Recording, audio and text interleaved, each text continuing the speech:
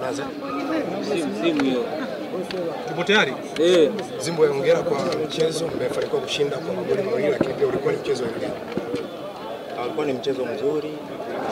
Maandalizi ambayo tumeyafanya ndio ambayo yameweza kutupa matokeo mazuri ya leo. Kwa hiyo tumeanza vizuri na tumemaliza vizuri. Kwa hiyo kwa sasa hivi nafuata ni katika mchezo ambao nakuja mbele.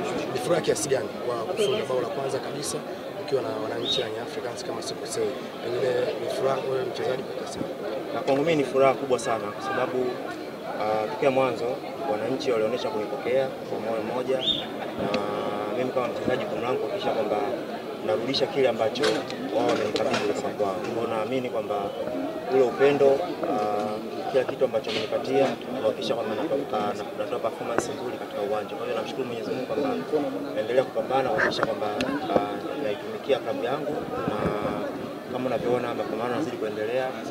Kama timu tunaenda kupata matokeo mazuri kuhakikisha kwamba tunafikia malengo katika msimu. Pressure ilikuwa ni kubwa kiasi gani baada ya kutoa sare na Mbeya City na leo kumekuja kwenye mchezo wa ligi kuu soka Tanzania? Kielete na mchezo ambao umepita, mchezo ule pressure ilikuwa kiasi gani? Siku zote unapofanya vibaya unakuwa unaangalia wapi umekosea. Kwa hiyo tuliangalia hapo tumekosea na tumeweza kuinuka. Kwa hiyo sasa hivi ni kuhakikisha kwamba kila mchezo ambao unakuja mbele yetu hatufanyi tena yale makosa ambayo tuliyafanya.